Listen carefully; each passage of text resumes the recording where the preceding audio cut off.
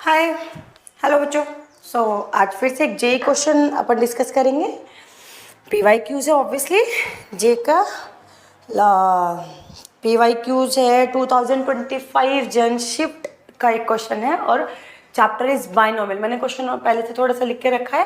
Question का information कुछ ऐसा है बच्चों, उसने बोला है कि if A and B are the binomial coefficient of 30th and 12th terms of the binomial expansion 1 plus x raised to 2n minus 1, and if 2a is equal to 5b, then the value of n is 30th term और 12th term दिए a b, actually not पूरा term, coefficients only.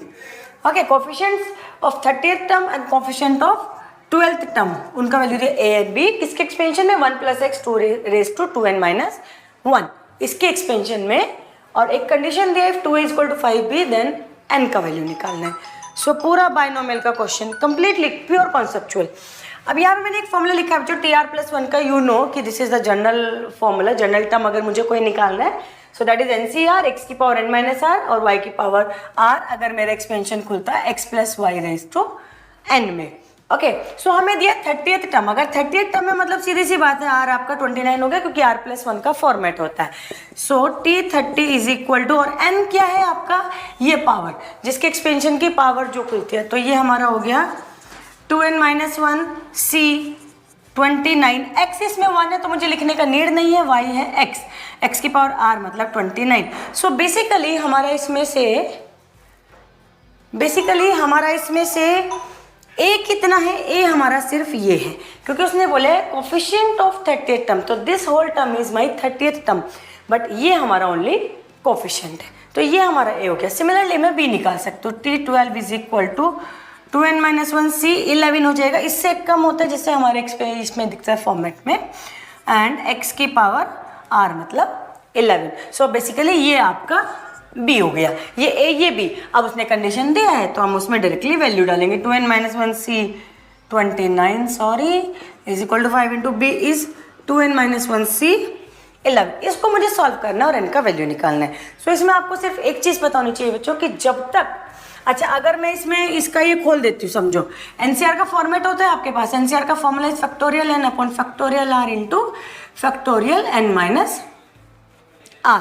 ठीक है, सो अगर मैं इसको formula खोलती हूँ तो 2n minus 1 factorial 2n minus 1 upon factorial r into factorial n minus r मतलब माइनस 29। सो ये बेसिकली हो गया 2n माइनस 30, ये माइनस 1 ये माइनस 29।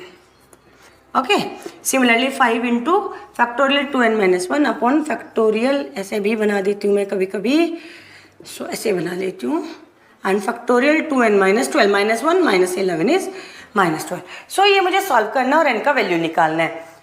इसमें से n का वैल्यू तब तक नहीं आएगा जब तक ये फैक्टोरियल के अंदर जो n है वो कैंसिल नहीं होता। एक डायरेक्टली कैंसिल हो गया, सेम था, बट दूसरा यहाँ भी फैक्टोरियल है जिसके अंदर n आया है। सो ये मेरा डायरेक्टली कट नहीं हो रहा, this is 2n minus 130, this is 2n minus 12। सो हमें इसको ओपन करना है, जब तक ये फैक्टोरियल के अंदर से n नहीं जाएगा ये हमारा सॉल्व नहीं होगा। सो आपको क्या कम करना पड़ता है इसको सॉल्व करने से पहले, मतलब ओपन कैसे समझ में आता है, जो बड़ा फैक्टोरियल है उसको ओपन करते हैं,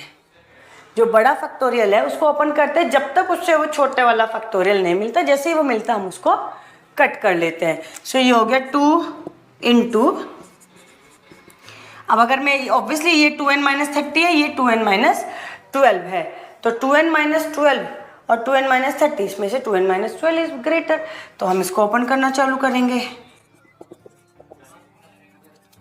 ये हो जाएगा 2n minus 12, 2n minus 13, 2n minus 14 up to 2n minus 30 तक जाएगा क्योंकि एक कम हो रहा है और ये हमारे यहाँ से कैंसिल हो जाएगा। सो ये हमारा बच गया 2 अपॉन फैक्टोरियल 29 को भी अपन कट कर सकते हैं 29, 28, 27 अप टू 11 फैक्टोरियल तक, क्योंकि इधर 11 फैक्टोरियल तो वो भी मेरा डायरेक्टली कैंसिल हो जाना है। 2n माइनस 29 तक होगा क्योंकि 2n माइनस 30 फैक्टोरियल तो वो आपका कैंसिल हो गया, तो ये फैक्टोरियल 11 और ये फैक्टोरियल 11 ये आपका कैंसिल हो गया। अभी जो बचा है आप वो सॉल्व कर लें। अच्छा, इसका तरीका मैं बता देती हूँ बच्चों, आपको क्या करना है, जितना हमारे ये 2n माइनस ये आया है ना, आपको जो फैक्टर ये है, आपके इसके फैक्टर्स हैं वो आपको इसी फॉर्मेट पे लाने हैं। जैसे आप ये इस फॉर्मेट पे लेके आएंगे, ये कॉमन चीज़ है, और ये 5 आपका इधर से कैंसिल हो जाएगा, ये जैसे ही हो जाएगा आपको कंपैरिजन से बच्चे आपका n मिल जाएगा। अगर मैं इसको सॉल्व करती हूँ, ये फैक्टोरियल निकाल के ये अपना ये मतलब इधर के फैक्टोरियल को फैक्टराइज करो और इस फॉर्मेट के हिसाब से लेके आना है। सो अगर ये फॉर्मेट मैच होता है तो ये 5 कैंसिल होना चाहिए कहीं से तो भी, ये निकाल के कैलकुलेशन के बाद। सो वहाँ से जब हम सॉल्व करेंगे सो आपका n का वैल्यू आएगा इसमें 21। फाइन। सो आपको ऑब्वियसली ये इक्वेशन सॉल्व नहीं कर सकते हम, तो उसको बाय कंपैरिजन सेम फॉर्मेट में लाके बाय कंपैरिजन आप इसको सॉल्व कर सकते हैं और वहाँ से इसका वैल्यू आ जाएगा n = 21। Fine, understood? ओके, सो बाय।